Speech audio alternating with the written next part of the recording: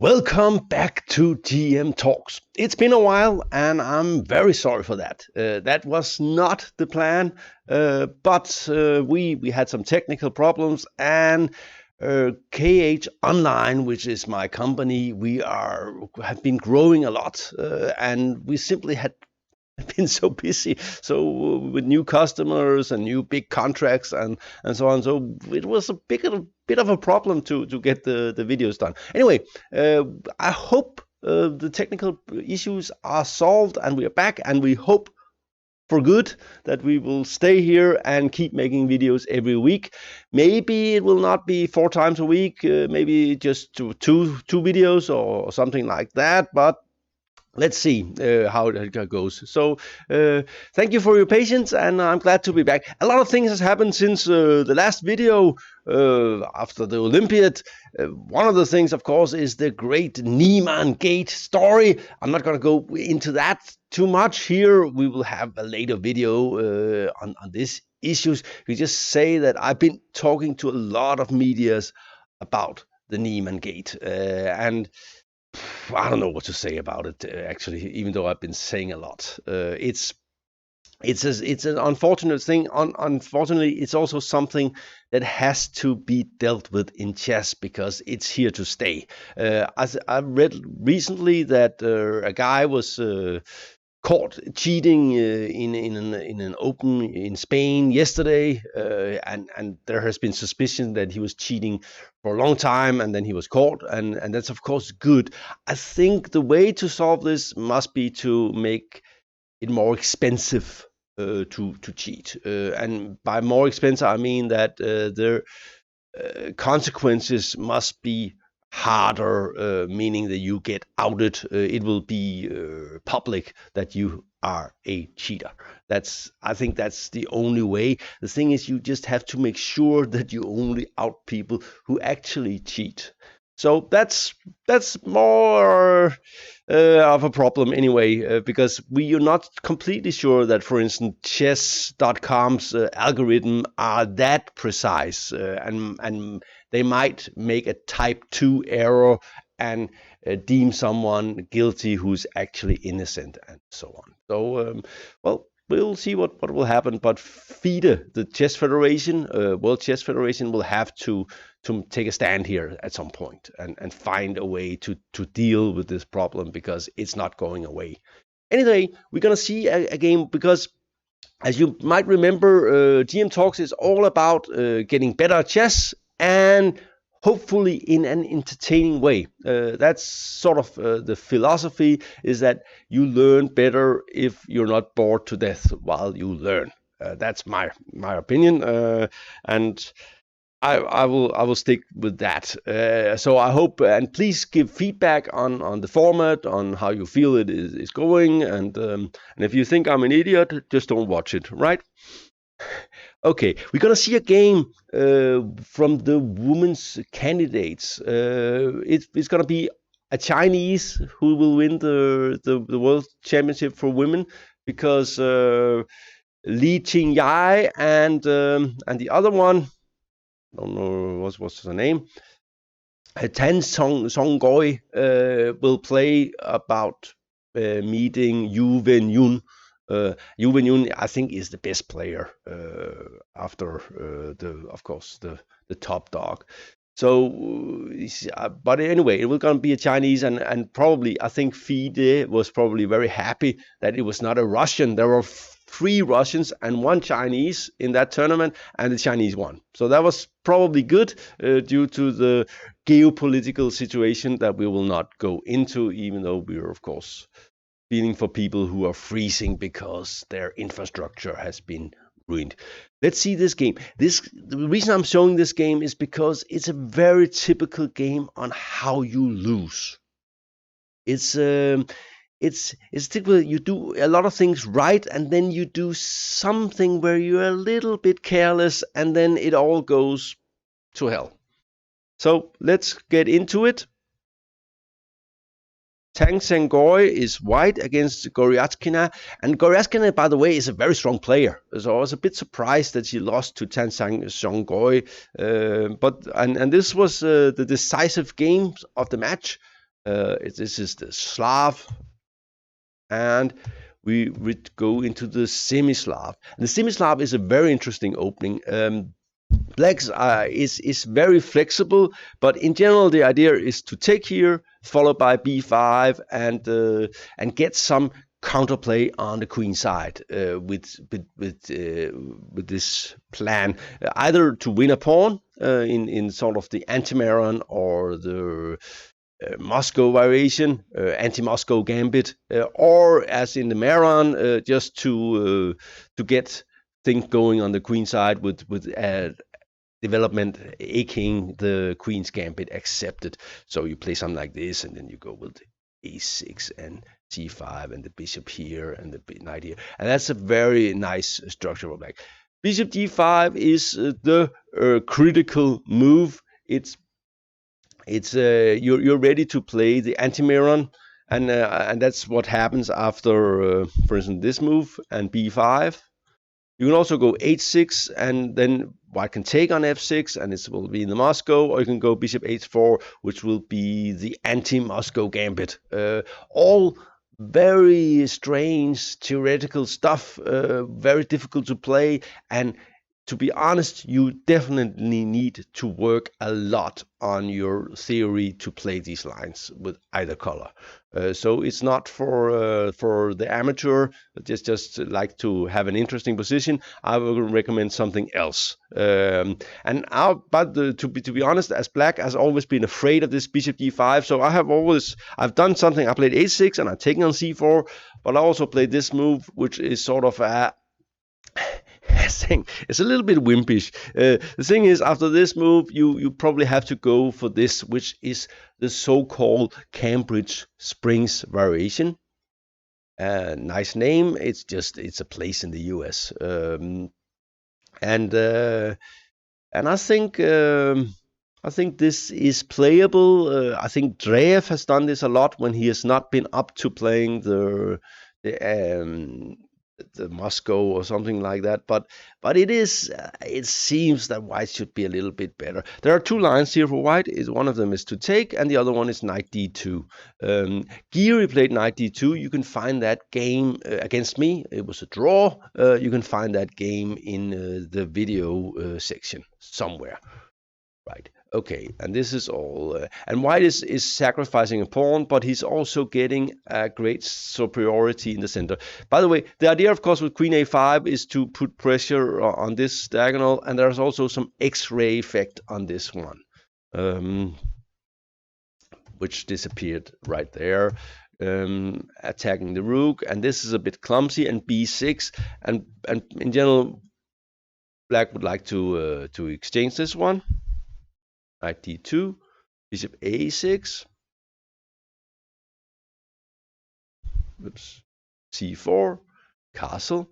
And this, I think, is all mainline theory, and we have a situation here where we have a typical hanging pawns structure.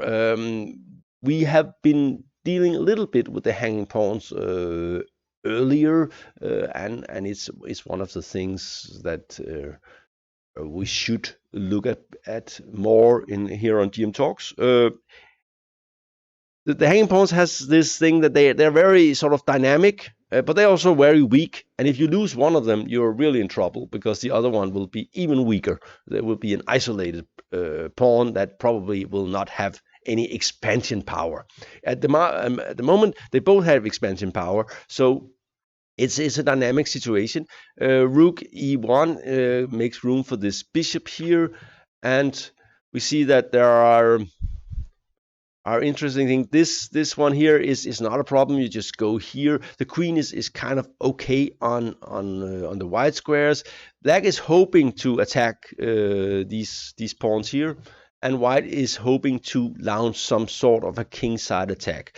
We have this bishop on this diagonal, which could be interesting. We also have this bishop that could sometimes do something. Queen e2, natural move. One of the ideas could be this move, threatening mate in 2 with. Oops. Whoa, it's getting better. No. Okay, I'll give up.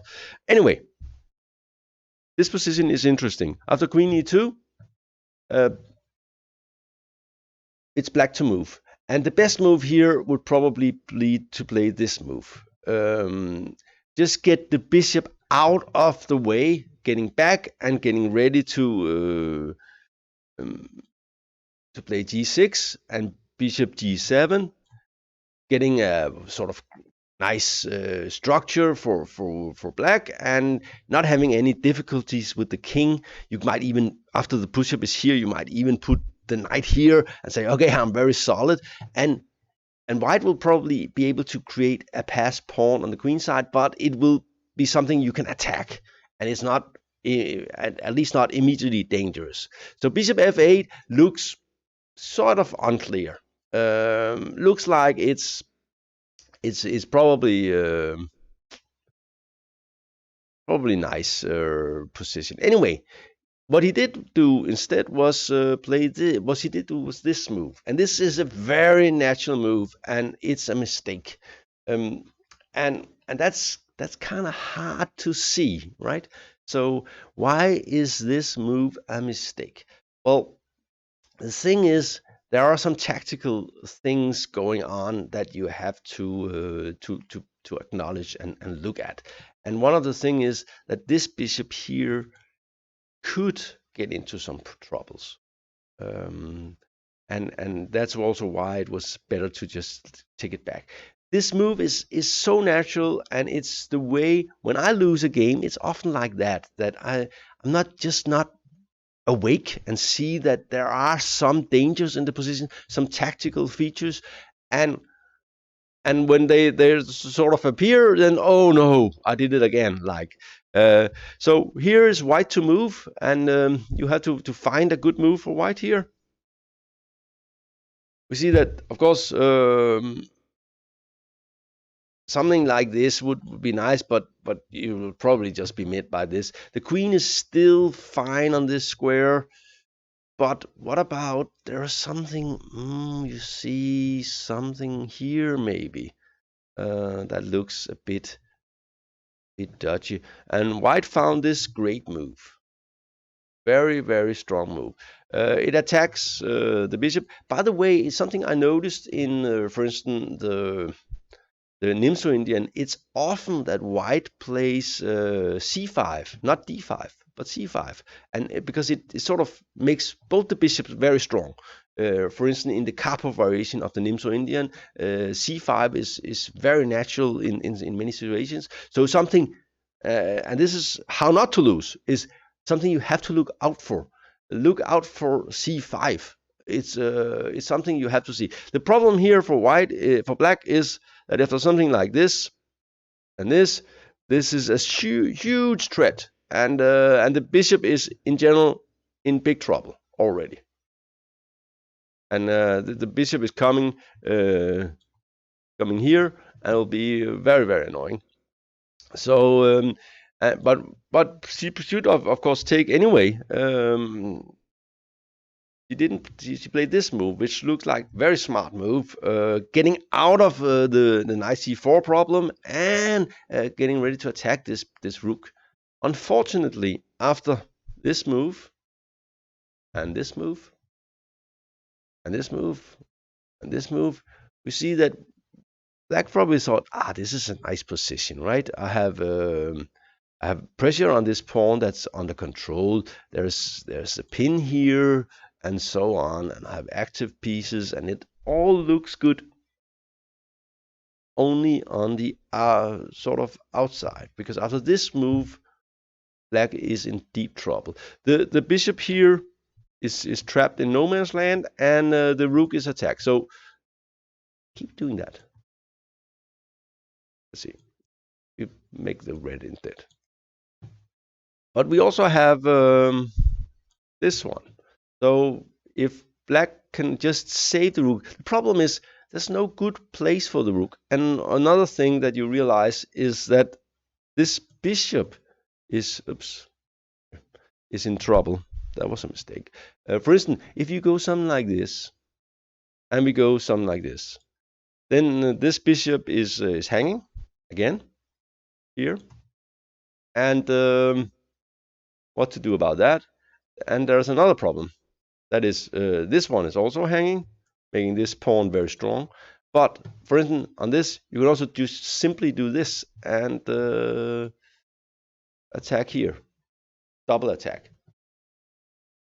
So this is very annoying, and this is how you lose. And that's even a grandmaster like Goryachkina, that's 2584 and has been 2600 and is a very strong player. This is how she loses. So pay attention. Okay. Rook c7 makes sense. Of course, you would love for white to take here, and you take here, and it's probably all fine. But there's just this problem with the rook, and already black is in serious trouble. And knight here, knight out of the way, everything is working. This is pinned. This one is hanging, and it's not that great, right? So why black? Well, that's actually the best move. And of course, white is winning now, won a pawn. All nice.